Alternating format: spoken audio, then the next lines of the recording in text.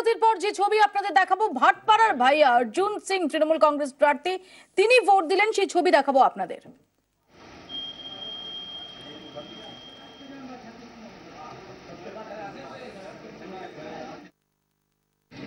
সকাল সকাল সব মানুষ বাড়ি থেকে বেরিয়েছে, ভোট দিচ্ছে।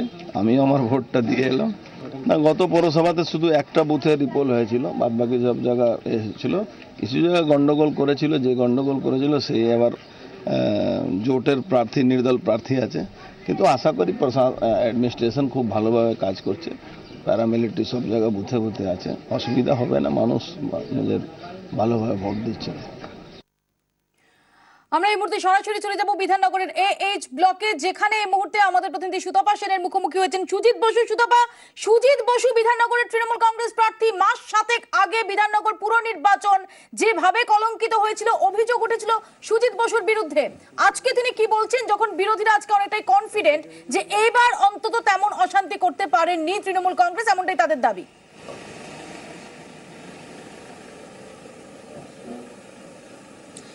আমার সঙ্গে সুজিত বসু রয়েছেন, তিনি বিভিন্ন কেন্দ্রে ইতিমধ্যেই ঘুরেছেন, আমরাও তার সঙ্গে ছিলাম, তার সাথেই কথা বলে নেব।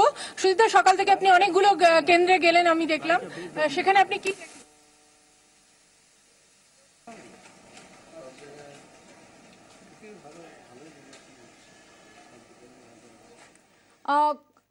সম্ভবত টেকনিক্যাল কারণে আমরা সুজিত বসুর কথা স্পষ্ট শুনতে পাচ্ছি না। আমি আবার ফিরবো সুতপা তোমার কাছে, এর মধ্যে আমরা আশা করবো যে টেকনিক্যাল সমস্যাটা এটা মিটে যাবে। আমরা ফিরবো সুজিত বসুর কাছে, সুজিত বসু কি বলছেন সেটা আমরা জানাবো আপনাদের। তার আগে একবার দেখে নিই, আবির অভিনেতা, তিনি সল্টলেকে আজকে ভোট দিয়েছেন, দেখাবো আপনাদের সেই ছবি।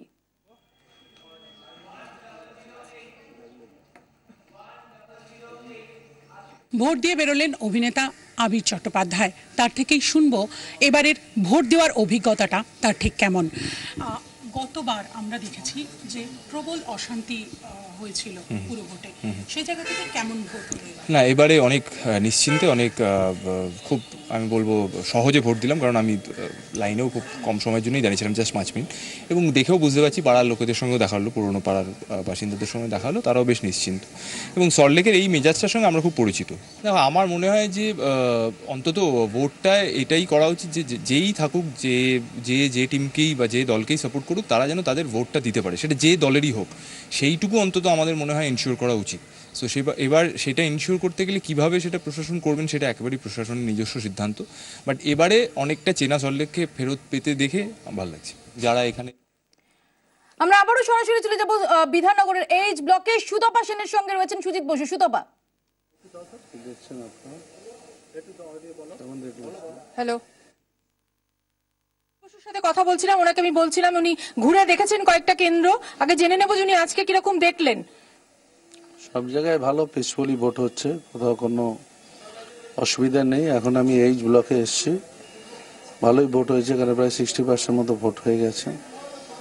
ভালো, মানুষ ভোট দিচ্ছে, গণতন্ত্রে এটাই নিয়ম, মানুষের ভোটাধিকার মানুষ দেবে, ঠিক আছে, কোনো প্রবলেম নেই। কয়েক মাস আগে আপনার বিরুদ্ধে অভিযোগ ছিল, আপনি নিজে প্রেজেন্ট ছিলেন এবং প্রচুর বহিরাগতকে নিয়ে এসে ভোট করিয়েছিলেন বলে অভিযোগ ছিল, এই ব্যাপারে কি বলবেন? এবারে তো সেটা সম্ভবই হচ্ছে না, এতটাই কড়াকড়ি। আমরা কোনোদিনই, আমি ছাপ্পা ভোটে জিতিনি, আমার রেকর্ড যদি দেখে থাকেন আমি 86 থেকে ইলেকশন করছি, বরঞ্চ 2001 এবং 2006 এবং 2004-এ আমাকে ছাপ্পা দিয়ে হারিয়েছিলেন প্রয়াত মন্ত্রী। আর কারা আমার বাড়িতে লুট করেছিল, কারা আমার বাড়ি ভাঙচুর করেছিল, এগুলো আপনাদের জানা দরকার। আর যেটা হচ্ছে আমার বিরুদ্ধে মিথ্যাচার করানোর জন্য এসব করানো হয়েছে। সুজিত বোস কি সেটা সাধারণ মানুষ জানে, সুজিত বোস সাধারণ মানুষের আশীর্বাদ নিয়ে যেতে, আর সাধারণ মানুষের আশীর্বাদ নিয়ে সুজিত বোস এগোবে। কিন্তু যাদেরকে দেখা গেছিল এর আগের ভোটে, পুরসভা নির্বাচনে, তারা সল্টলেকের বাসিন্দা অনেকেই ছিলেন না, তাদের মারধর করেছেন, এই তারা কারা ছিলেন? আপনার দলের লোক ছিলেন না? আমি এটা বলছি না, পাতিপুকুর থেকে যারা রমলা চক্রবর্তী যাদের এনেছিলেন, সাবিত্রী বোস থেকে শুরু করে মহিলা নেত্রী, ওদের আরো ওদের বাগবাজার থেকে যারা এসেছিল, রিমাই পাল থেকে শুরু করে আরো যারা ওরা এসেছিল, সেগুলোর নাম আপনারা বলছেন না কেন? আপনারা বলুন তাদের নাম, শুধু বহিরাগত বলছেন। আর আজকে তো পিসফুল ভোট হচ্ছে, সবাই তো দেখছেন। সেন্ট্রাল ফোর্স যে কড়াকড়িটা আজকে করছে, সেটা কি আপনার বাড়াবাড়ি মনে হচ্ছে? না, দেশে মনে হচ্ছে না, দেশে মনে হচ্ছে কারফিউ হয়েছে। কারফিউ এমনি কিছু ব্যাপার হয়নি, ঠিক আছে, ওদের কাজ ওরা করছে, করুক। আপনি আপনি কি খানিকটা আজকে খানিকটা ডাউন? না, আমি কিছু ডাউন না। আমি কেন ডাউন হবো? আমি তো পিসফুলি ভোট চাই, ভোট দিক না। কিন্তু দু একটা জায়গায় পুলিশ একটু বেশি বাড়াবাড়ি করেছে, লাঠিচার্জ ফার্জ করেছে, সাধারণ মানুষ ভোটারদের গায়ে হাত পড়েছে, এটা ঠিক হয়নি। আচ্ছা, মানে এটা কি বলবেন কমিশনের বাড়াবাড়ি? কমিশনের বাড়াবাড়িকে যেখানে জানাবার জানিয়েছি, কিছু স্থানীয় লোকাল পুলিশ তারা এসব করেছে, তাদের কি ইন্টেনশন আমি জানি না, এগুলো পরে দেখবো আমি। আপনি যে অনেক জায়গায় গিয়ে আপনার পোলিং এজেন্ট বা লোকাল যারা আপনার দলীয় কর্মী তাদের সাথে কথা বলছেন দেখছি, তাদের কাছ থেকে কি রিপোর্ট পাচ্ছেন? না, তারা ঠিক আছে। তা আমি তো দেখুন ওই ঘরে বসে টিভিতে চলে যেতে পারবো না। আমার কর্মীরাই হচ্ছে আমার সব থেকে বড় সম্পদ। ওরা আজকের দিনে এই 11 ঘন্টা রাস্তা দাঁড়িয়ে ইলেকশন করছে, ওদের সঙ্গে একটু দেখা সাক্ষাৎ করলে ওরা একটু মনের জোর পায়। না, ওরা কি বলছেন ঠিক ভোট হচ্ছে? হ্যাঁ, ঠিক হচ্ছে তো, আপনি তো নিজেই দেখছেন ঠিক ভোট হচ্ছে। ঠিক আছে।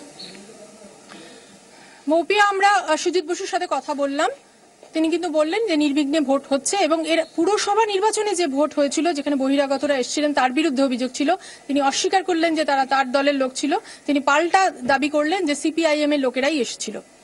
সুতপা, ধন্যবাদ। সুতপা সেন আমাদের সঙ্গে এতক্ষণ সরাসরি কথা বলেন বিধাননগরের এইচ ব্লক থেকে, যেখানে তার সঙ্গে ছিলেন সুজিত বসু। এবং 23 অক্টোবরের যে ছবি বিধাননগর পুর নির্বাচনে যেখানে সংবাদ মাধ্যম আক্রান্ত হয়েছিলেন, বহু সাংবাদিক তারা আক্রান্ত হয়েছিলেন আমাদের প্রতিনিধি সহ, সেই জায়গায় দাঁড়িয়ে সেটা একটা বড়সড় ড্যামেজ বলে তৃণমূল কংগ্রেসের একাংশ মনে করে। সেই জায়গাটাকে মেকআপ করতে পারা যাবে এবারের নির্বাচনে, এটা সুজিত বসুর কাছে একটা বড় চ্যালেঞ্জ।